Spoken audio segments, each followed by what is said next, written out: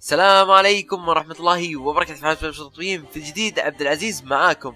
رجعنا لكم قصة جن مثل ما طلبتم. في البداية حاب اعتذر منكم لاني تأخرت تقريبا شهر ونص ما نزلت، وصراحة عندي اسبابي، يعني مو من عادتي انقطع فجأة كذا وبدون سبب، اقصد فترة طويلة يعني. واهم الاسباب ان ما عاد في قصص، يعني للاسف ما في قصص حلوة تستاهل اني انزلها. وكل ما ابحث عن قصة اذا حصلت قصة حلوة صعب اني اعرف صاحبها، لانه في الانستغرام يجوني 3 اشخاص يعطوني نفس القصة وكل واحد يقول ان القصة له. وغير كذا ان القصة اللي نزلتها اللي قالها لي خوي اللي هي قصة عالمهم ليس كما نعتقد، في واحد اكثر من واحد اخذها بالانستغرام وناسبها له وهي اصلا مو بله، يعني انا اخذها من اخوي ونزلتها ونسبوها لهم. فوالله ما ادري كيف احصل حل ذا المشكلة، لكن ان شاء الله ما راح ننقطع نفس ذا القطعة الطويلة. واتمنى تسوي فولو في الانستغرام وتويتر، واي شخص يحصل رواية او اي شيء موثق حسابها اتمنى ان يكلمني في الانستغرام او في تويتر. واليوم معانا قصة ان شاء الله تعجبكم وراح نسمع عنها كثير. خلوني اعرفكم عن القصة هذه راح تكون قصص كثيرة عن نفس ذا الشخص اللي هو اسمه العم حسن. تصير له احداث مع الجن وكل مرة احداث تختلف عن الاحداث اللي سبقتها. ويلا نسمع القصة، وكل اللي عليك تذكر ربك وتحضر اي شيء عشان تاكله، ويلا نقول بسم الله.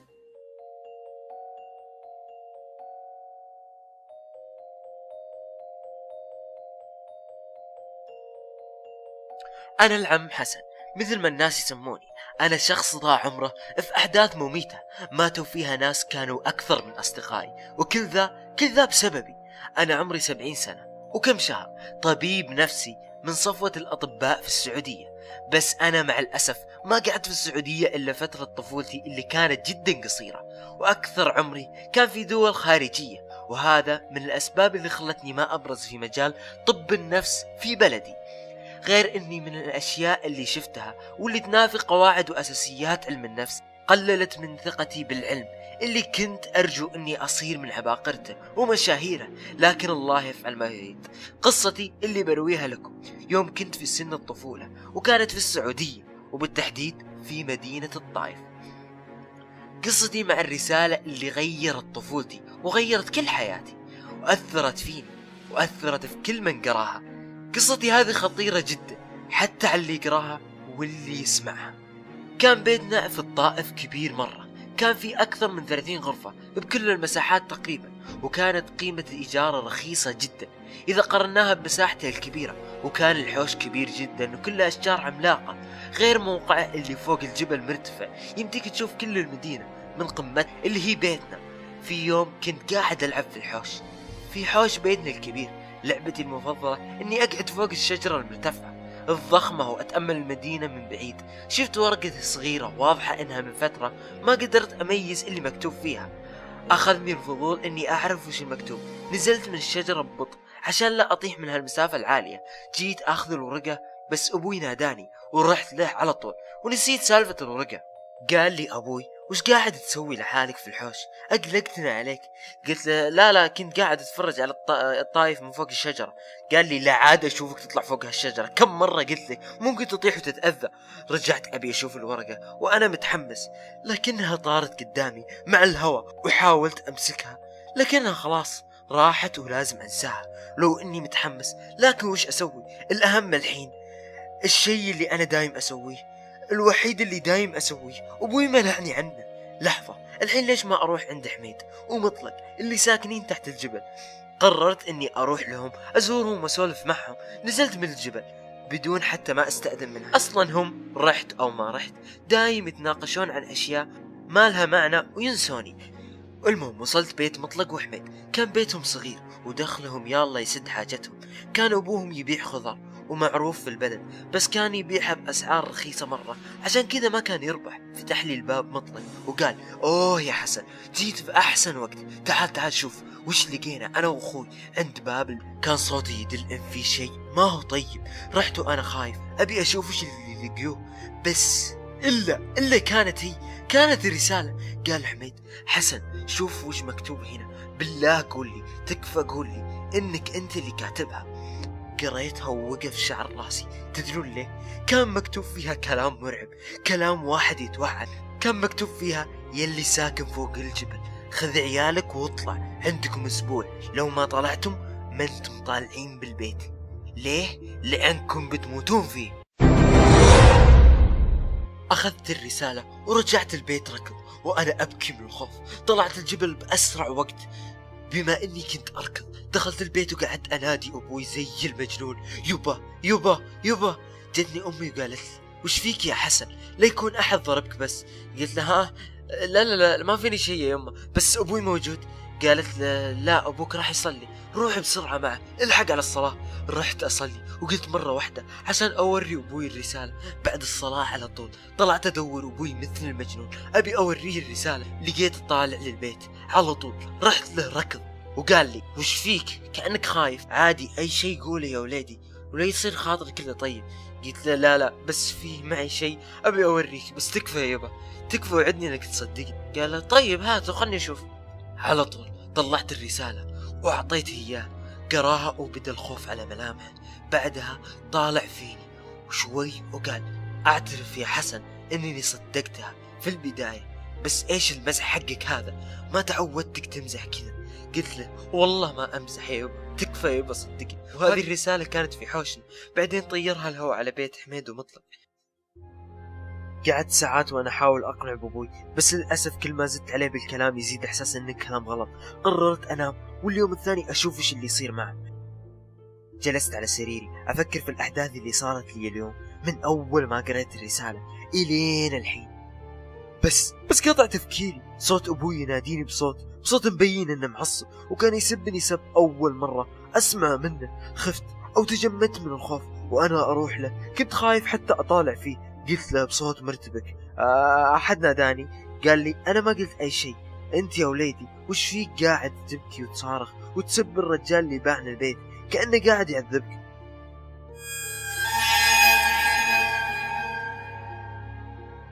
قلت له: أنا من صدقك يبا أنا جيت أنام وسمعتك تناديني وكنت معصب وجيت أشوفك، وش فيك؟ قال لي: نام يا وليدي الله يهديك، أنا ما أدري وش فيك، شكلك بديت توسوس.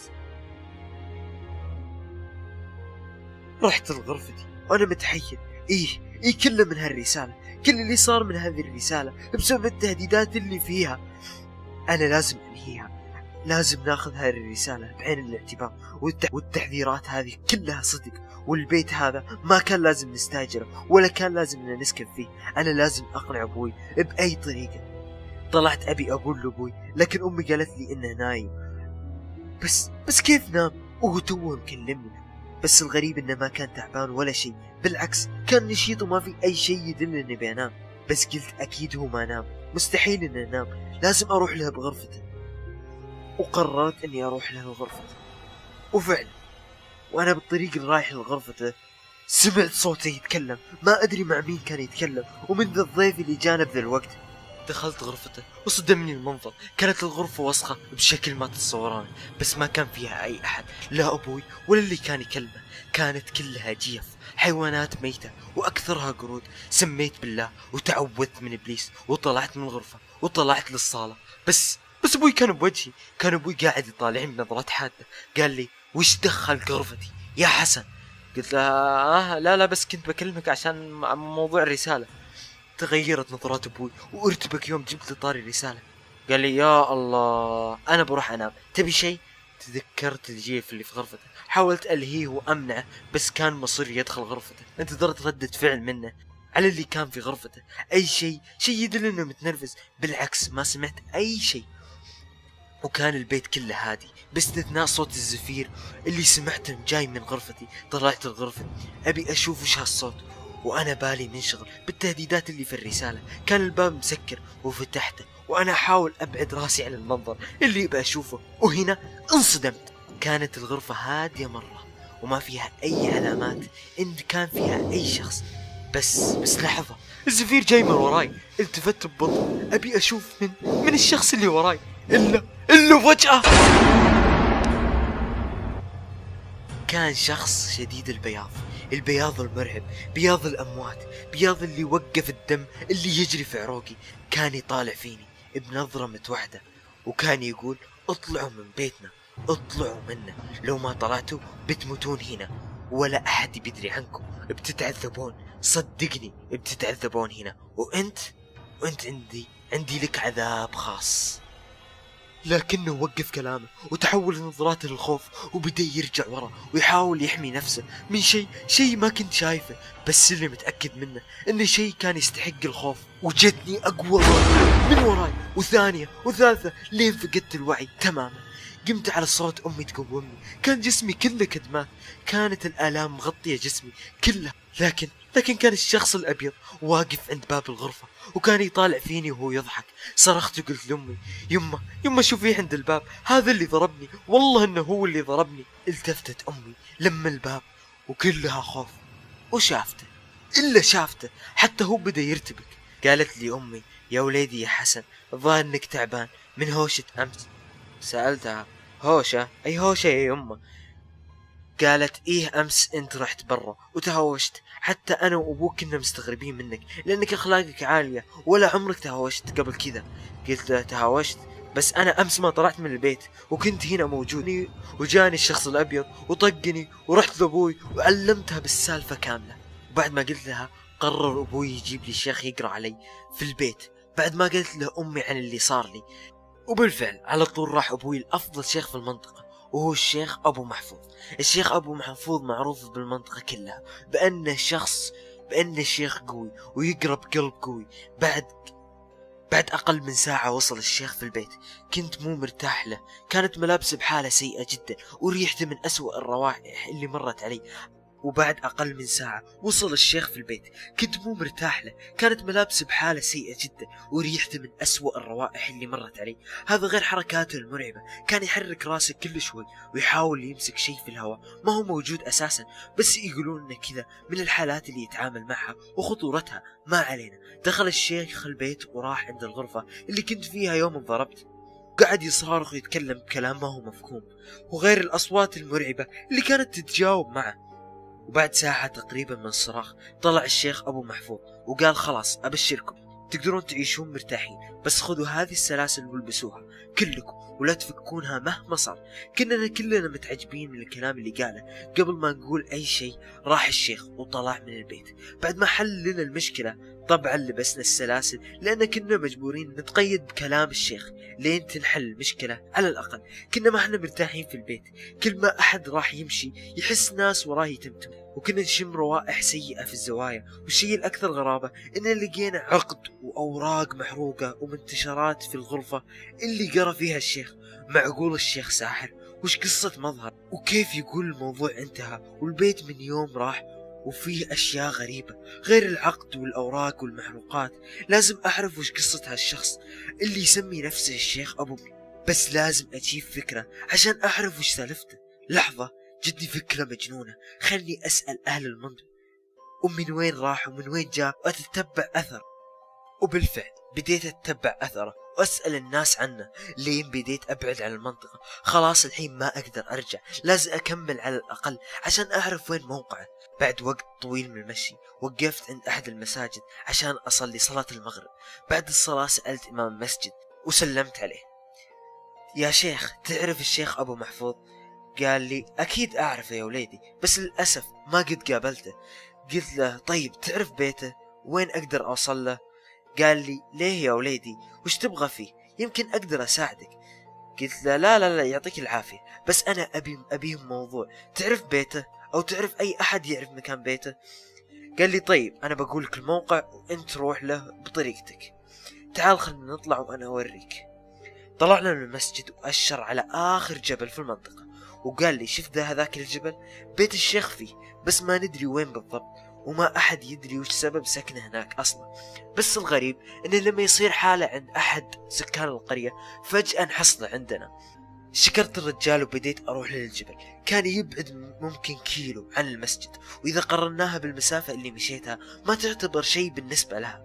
وصلت عند الجبل وألقيت عليه نظرة سريعة. كان جبل طبيعي جدا، بس لحظة، فيه كهف، والكهف يطلع منه دخان. أكيد هذا بيت الشيخ. طلعت الجبل وكل ما قربت من الكهف تزيد وساوسي، يمكن يطلع الشيخ ساحر أو شخص مجنون وأنا أطلع له ومو عارف مصيري. بس لا، أنا ما ضيعت كل هالوقت عشان أرجع بيتي بسبب وساوسي يمكن ما تكون صحيحة. تشجعت إني أكمل أشوف وش سالفة هالشيخ. أخيرا وصلت قدام الكهف. كانت قدامه أرض مستوية على عكس باقي مناطق الجبل، وكان يطلع منها دخان كثيف وصوت ناس يتناقشون داخله. تنحنحت وقلت الشيخ أبو محفوظ موجود؟ رد علي واحد وقال تفضل يا حسن تفضل. كان الشيخ أبو محفوظ. دخلت الكهف وأنا بموت من الخوف. كانت الرائحة جدا سيئة في المكان، وكان فيها صوت ناس يصارخون بصوت واحد ويقولون كلام غريب. كان الشيخ أبو محفوظ ميت قدامي وجسمه كله كدمات. كانت نفس أماكن الكدمات اللي جتني، لكن واضح أنها كانت قاتلة. كان صوت الصرخات يرتفع في الكهف وصداها يهز قلبي. كان الجدار مليان عقد وسلاسل معلقة وأعضاء حيوانات محنطة.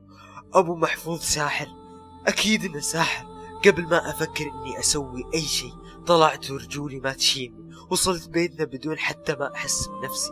رميت نفسي على السرير وغرقت في عالم أحلامي. قمت من نومي وناس كثيرة قاعدة حولي. بعد ما ركزت شفت أبوي وجنبه ناس كثيرة لحاهم بيضة ووجيههم منورة، وكان فيهم ناس كثير يشيلون أغراضنا كأنهم بينقلونها.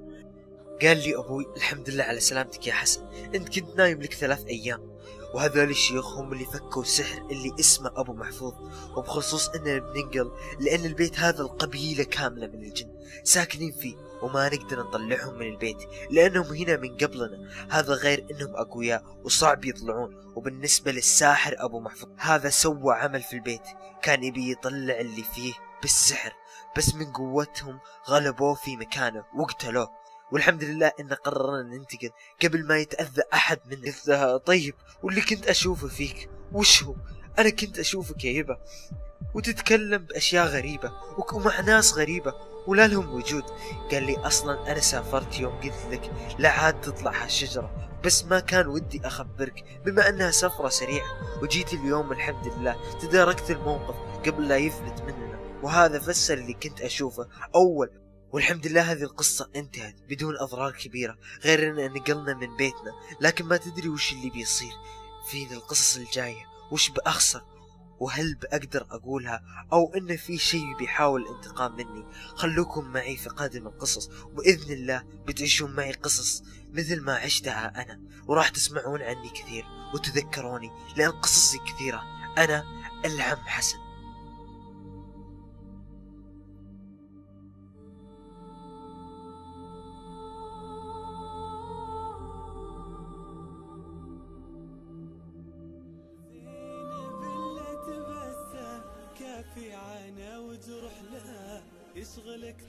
بس هذه كانت نهاية القصة. أتمنى أنكم استمتعتوا. لا تنسى لايك ومفضل أو اشتراك إذا كنت ما أنت مشترك، ونشرك القصة جدا جدا يفيدني. أتمنى تقدر تعبي وتنشر القصة أخوياك بالبيبي بالتويتر بالانستغرام بأي مكان لأنه جدا يفيدني. أتمنى أن نطمح 50,000 مشترك. أتمنى توقفون معي، ما بقى شيء، تقريبا 8,000 مشترك، فأتوقع أنها سهلة عليكم. وأتمنى نوصل أكبر عدد من اللايكات علشان نرجع مثل أول وحماس أكثر. وبكل تأكيد حساب الولد الكاتب بالديسكريبشن. أتمنى تسووا له فولو في حسابه بتويتر وبالانستغرام، لأن أنا أكثر من مرة قلت أكثر شخص يستحق الثناء الكاتب أكثر مني أنا، بما أني راوي، أنا مجرد راوي. لأن الكاتب تعب كثير، غير انه يجيب فكرة، غير انه يكتب، غير اسلوب، صراحة جدا جدا يتعبون. فاتمنى ما تهضمون حقهم، واتمنى تسووا له فولو في تويتر وفي الانستغرام.